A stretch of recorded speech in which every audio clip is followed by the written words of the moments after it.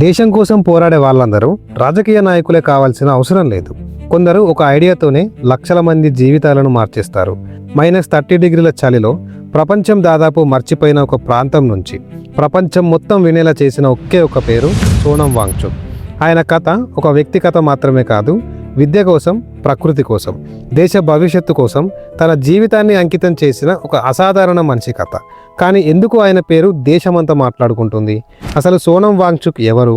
ఒక చిన్న గ్రామం నుంచి ప్రపంచవ్యాప్తంగా గుర్తింపు పొందే వరకు ఆయన చేసిన ప్రయాణం, విద్యలో తీసుకొచ్చిన విప్లవం, ప్రకృతి కోసం చేసిన ఆవిష్కరణలు, ఇంకా ఈ రోజు వరకు ఆయన ఎందుకు పోరాడుతున్నారో ఈ వీడియోలో మనం పూర్తిగా తెలుసుకుందాం. సో వీడియో చాలా ఇంట్రెస్టింగ్గా ఉండబోతుంది కాబట్టి లాస్ట్ వరకు చూసే ప్రయత్నం చేయండి. सोनम वांगचुक के अनशन के 16 दिन डॉक्टरों ने दी चेतावनी, ठाकरे की राहुल गांधी से। లద్దాఖ్ లో చోటు చేసుకున్న అల్లర్లకు కారకుడిగా భావిస్తున్న పర్యావరణవేత్త సోనం వాంగ్చుక్ ను పోలీసులు అరెస్ట్ చేశారు. ఆందోళనకారులకు భద్రతా బలగాలకు జరిగిన ఘర్షణలో 4 ప్రాణాలు కోల్పోగా 80 మందికి పైగా గాయపడ్డారు. మంచు కొండల్లో మంటలు. ఆ మంట పెట్టింది ఎవరు? All the allegations are false and baseless and are being fabricated to frame him and to tarnish his image.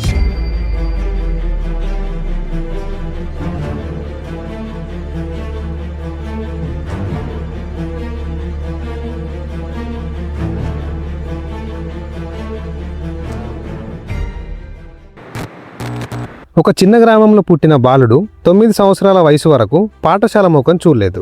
స్కూల్కి వెళ్ళిన తర్వాత తెలివి తక్కువ వాడని అవమానించబడ్డాడు. అదే బాలుడు ప్రపంచం మొత్తం గౌరవించే విద్య సంస్కర్తగా ఎదిగాడు. అదే వ్యక్తి ఎడారి లాంటి మంచు ప్రాంతంలో నీటిని సృష్టించాడు. అదే వ్యక్తి బాలీవుడ్ చరిత్రలో అత్యంత ప్రజాదరణ పొందిన 3 ఇడియట్స్లోని పున్సుక్ వాంగ్డు అనే పాత్రకి స్ఫూర్తిగా నిలిచాడు. ఇక టాపిక్లోకి వెళ్తే అతని పేరు సోనం వాంగ్చుక్. లడాక్ అనేది ప్రపంచానికి దూరంగా ఉన్న ప్రపంచం. సోనం వాంగ్చుక్ కథను అర్థం చేసుకోవాలంటే ముందుగా మనం లడాక్ని అర్థం చేసుకోవాలి. భారతదేశ ఉత్తర భాగంలో హిమాలయాల మధ్య ఉన్న ఈ లడాక్ ఒక సాధారణ ప్రాంతం కాదు. శీతాకాలంలో ఉష్ణోగ్రతలు -30 డిగ్రీల వరకు పడిపోతాయి. కొన్ని గ్రామాలు ప్రపంచానికి దాదాపు దూరంగా ఉంటాయి. ఒకప్పుడు ఇక్కడ విద్య, రవాణా, ఆరోగ్య సేవలు చాలా పరిమితంగా ఉండేవి. అలాంటి ప్రాంతంలో 1966 సెప్టెంబర్ 1న లేహ్ జిల్లాకు సమీపంలోని అల్చి గ్రామంలో సోనం వాంగ్చుక్ జన్మించాడు. సోనం పుట్టిన గ్రామంలో స్కూల్ లేదు. ఈరోజు మనకి ఇది ఊహించుకోవడం కష్టం, కానీ అప్పటి లడాఖ్లో అది సాధారణ విషయమే. అందుకే 9 సంవత్సరాల వయసు వరకు సోనం ఎప్పుడు స్కూల్కి వెళ్ళలేదు. అతని మొదటి గురువు అతని తల్లి తెర్సింగ్ వాంగ్మో. ఆమెనే అతనికి చదవడం, రాయడం, ఆలోచించడం నేర్పింది. సోనం చాలా సందర్భాల్లో చెప్పిన మాట ఏంటంటే, నాకు విద్య అంటే మార్కులు కాదు, అర్థం చేసుకోవడం. అండ్ ఈ మైండ్ సెట్కి కారణం అతని తల్లి. 1975లో సోనం తండ్రి జమ్మూ కాశ్మీర్ ప్రభుత్వంలో మంత్రి అయ్యాడు. దాంతో కుటుంబం సోనంను శ్రీనగర్కు పంపింది. అక్కడ మొదటిసారి అతను స్కూల్లో అడుగుపెట్టాడు. కానీ అక్కడ అతనికి ఒక పెద్ద సమస్య ఎదురైంది. అదే లాంగ్వేజ్. ఇంట్లో అతను లడాఖీ భాష మాట్లాడేవాడు. స్కూల్లో మాత్రం ఉర్దూ మరియు ఇతర భాషల్లో బోధించేవారు. టీచర్ ఏం చెప్తున్నారో అర్థం కాదు, పిల్లలు ఏం మాట్లాడుతున్నారో అర్థం కాదు, ప్రశ్నలకు సమాధానం చెప్పలేడు. అప్పుడు చాలామంది అతను తెలివి తక్కువ వాడని భావించారు. సోనం జీవితంలో ఇదే అత్యంత చీకటి కాలమని తర్వాత గుర్తు చేసుకున్నాడు. 11 ఏళ్ల వయసులో ఒకరోజు చిన్న సోనం ఒక నిర్ణయం తీసుకున్నాడు. ఇలా ఉంటే తన జీవితం నాశనం అవుతుందని భావించాడు. 1977లో ఎవ్వరికి చెప్పకుండా ఒంటరిగా ఢిల్లీకి వెళ్ళిపోయాడు. ఆలోచించండి, 11 సంవత్సరాల బాలుడు హిమాలయాల ప్రాంతం నుండి ఒంటరిగా దేశ రాజధాని వరకు చేరుకున్నాడు. అక్కడ ఒక కేంద్రీయ విద్యాలయ ప్రిన్సిపల్ను కలిసి తన సమస్యను వివరించాడు.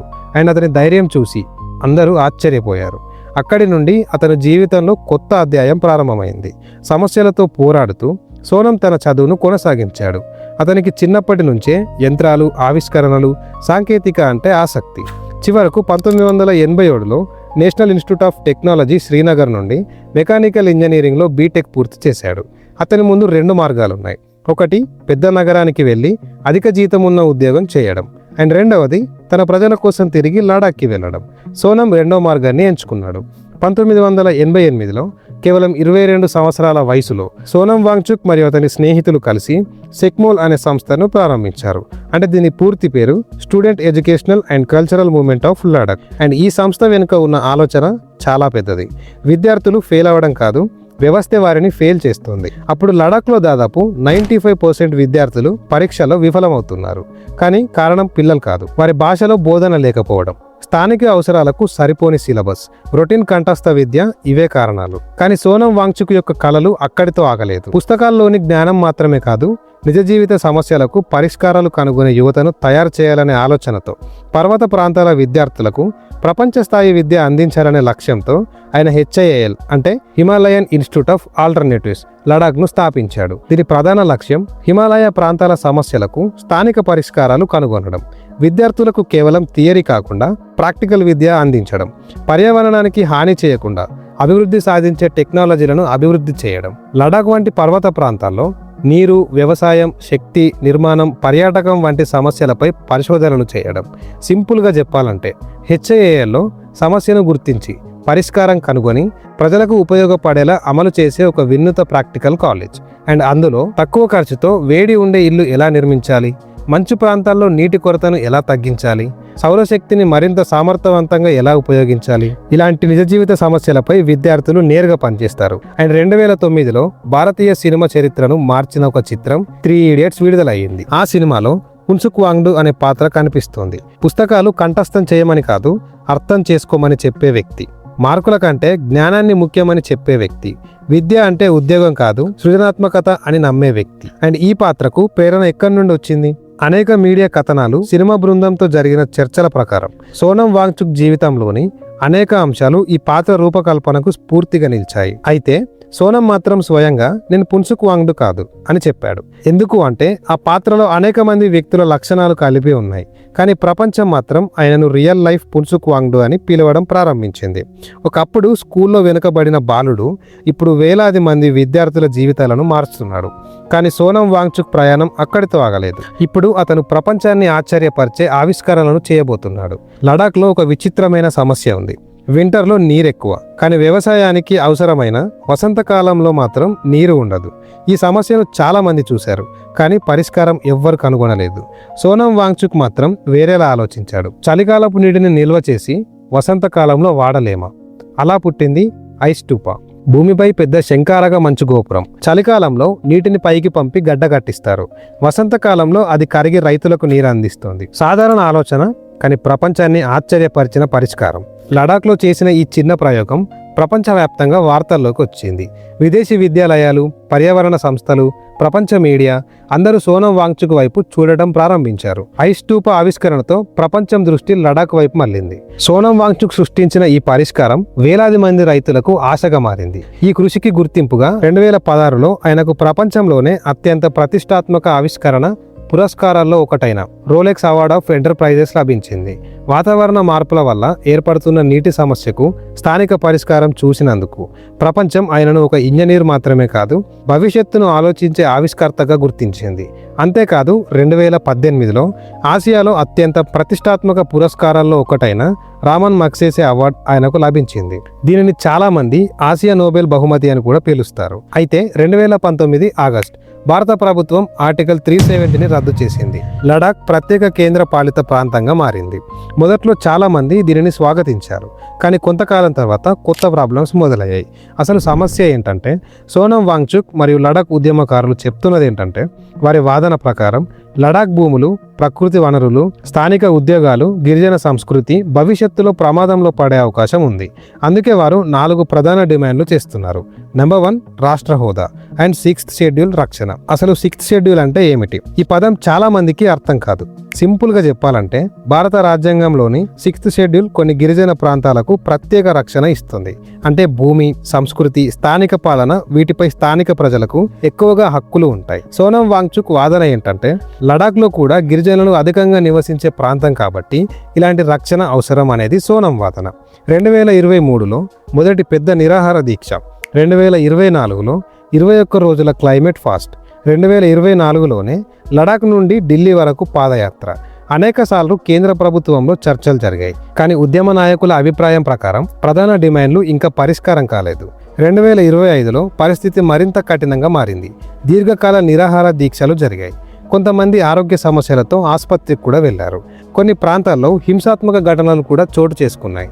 సోనం వాంగ్చుక్ మాత్రం తను శాంతియుత ఉద్యమానికే మద్దతు ఇస్తానని ప్రకటించాడు. అండ్ ఇప్పుడు జరుగుతున్నది ఏంటంటే 2026లో కూడా చర్చలు పూర్తిగా ఫలించలేదు.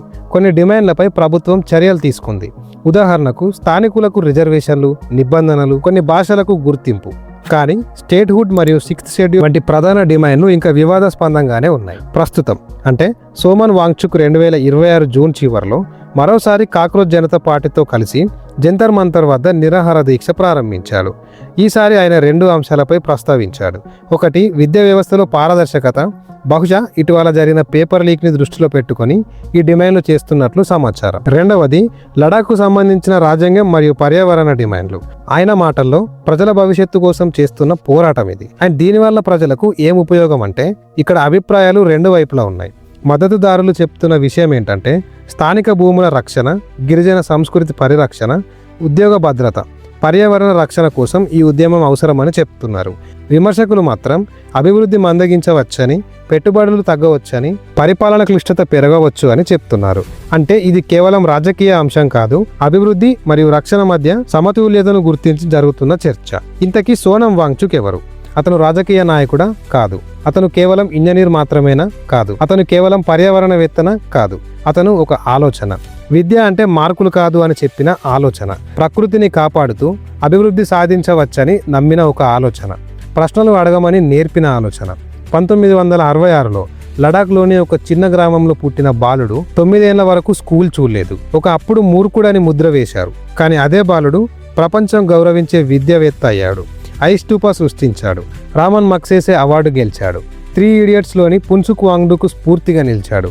మరియు ఇప్పటికీ తన ప్రజల కోసం పోరాడుతున్నాడు. చరిత్ర చివరికి ఆయనను ఎలా గుర్తుంచుకుంటుందో కాలమే నిర్ణయిస్తోంది. కానీ ఒక్క విషయం మాత్రం నిజం, సోనం వాంగ్చుక్ అనే పేరు లడాక్ చరిత్రలో శాశ్వతంగా నిలిచిపోవడం మాత్రం తథ్యం. సోనం వాంగ్చుక్ మీద మీ అభిప్రాయం ఏంటో కింద కామెంట్ బాక్స్లో చెప్పండి. ఇలాంటి మరిన్ని ఇంట్రెస్టింగ్ అండ్ ఇన్ఫర్మేషన్ వీడియోస్ కోసం మన వీడియోకి లైక్ చేసి మన ఛానల్ తప్పకుండా సబ్స్క్రైబ్ చేసుకోండి. Thank you for watching. See you again with one more good concept.